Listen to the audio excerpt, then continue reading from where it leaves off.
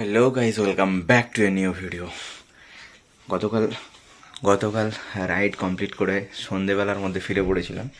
Bag tag এবং bike যে কন্ডিশনে ছিল সেই কন্ডিশনে রেখে দিয়েই রেস্ট নিচ্ছিলাম। তো আজকে রাইড হয়ে যাওয়ার পরে যে সমস্ত জ্যাকেটগুলো নোংরা হয়ে আছে সেগুলো পরিষ্কার করা এবং ব্যাগগুলো পরিষ্কার করা, ব্যাগকে ক্লিয়ার করা, এগুলো অবশ্যই করতে হবে, না হলে এগুলো পড়েই থাকে।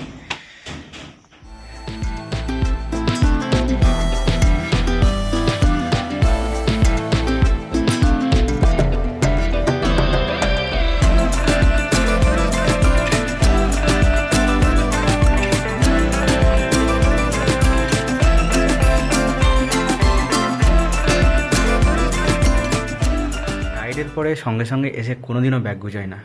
আজকে গুছিয়েছি, ব্যাগটা ক্লিন করে রাখে দেওয়া হয়ে গেছে। এবারে হচ্ছে জ্যাকেটের পালা। জ্যাকেট এবং প্যান্ট এটা আজকে পরিষ্কার করবো না, 2-4 দিন এখানে থাকবে। আর এই জ্যাকেট এবং প্যান্টের যে মেটেরিয়ালগুলো আছে, মেটেরিয়ালগুলো এমনই একটা কাপড়ের তৈরি যার জন্য এটাকে বারবার কাচার প্রয়োজন পড়ে না। তো এগুলোকে কি করতে হয়, ব্রাশ দিয়ে নর্মালি ঝেড়ে নিতে হবে। আর যদি ব্রাশ দিয়ে ঝাড়লেও যদি না যায়, তাহলে হালকা একটা ভিজে কাপড় দিয়ে উপর এটাকে পরিষ্কার করে নেওয়া যায়, তাহলে এটা ক্লিন থাকবে। এটাই হচ্ছে রাইডিং প্যান্ট এবং জ্যাকেটের মেনটেনেন্স। তো আজকে আরেকটা জিনিস তোমাদেরকে আমি দেখাবো। আজকে যে আগের যে ভিডিওটা আমি যে থাম্বনেল ক্রিয়েট করেছি, সেটা আমি কিসের মাধ্যমে করেছি, নতুন একটা অ্যাপস ইউজ করছি, তার মাধ্যমে করছি। তো একটা কাজ আছে, সেই কাজটা মিটিয়ে এসে তোমাদের সঙ্গে দেখা হচ্ছে এবং তোমাদেরকে ইনফরমেশনটা শেয়ার করবো। তো যেটা বলছিলাম, থাম্বনেল ক্রিয়েট করবার জন্য আমি ব্যবহার করছিলাম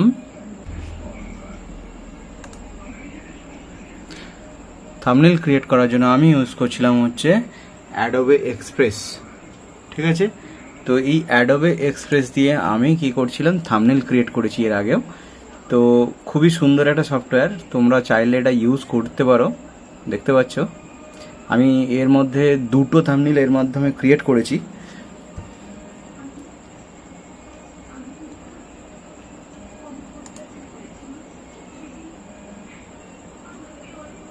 দেখো,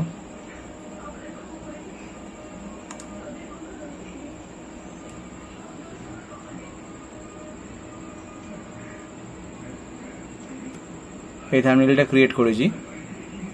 তোমরা থাম্বনেল ক্রিয়েট করবার জন্য এই অ্যাডোবে এক্সপ্রেস ইউজ করতে পারো। এটা সৌম্যদার বাড়িতে আমি কিছুদিন আগে গিয়েছিলাম, সৌম্যদা আমাকে এটা রেকমেন্ড করেছে, আর সেই কারণেই আমি এটা ইউজ করে দেখলাম যে এটা খুবই সুন্দর। এটা এআই জেনারেটেড থাম্বনেল ক্রিয়েট করা যায়, ব্যাকগ্রাউন্ড রিমুভ করা যায় খুব সুন্দরভাবে।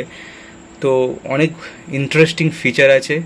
এমনি নর্মাল এটা ফ্রি ভার্সন আছে, পেড ভার্সন আছে। ফ্রি ভার্সনে যে যে জিনিসগুলো দিচ্ছে সেগুলো ইউজ করলেও একটা মোটামুটি ভালো কিন্তু থাম্বনেল ক্রিয়েট করা যায়। আগে আমি ইউজ করতাম পিক্সল্যাব, যেটা হচ্ছে ফোনের সফটওয়্যার। সেই ফোনের সফটওয়্যারের মাধ্যমে ইউজ করতাম। ভিডিও এডিটিং করতে করতে এই ঝাড়গ্রামের ভিডিও এডিটিংয়ের আগে কতগুলো ভিডিও এডিটিং করেছিলাম, সেগুলো ভালো করে যখন দেখছি ভিডিওগুলোয়, অ্যাকশন ক্যামে যখন আমি মুভমেন্ট করছি তখন পিক্সেল ফেটে যাচ্ছিলো, যেটা এর আগে আমি বলেছি।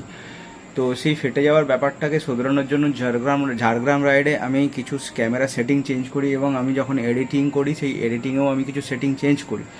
তো তারপরেও দেখলাম যে আমার এই পিক্সেল ফেটে যাওয়ার সমস্যাটা সমাধান হয়নি। তো এটার একটা সলিউশন আমি খুঁজে বেড়াচ্ছি।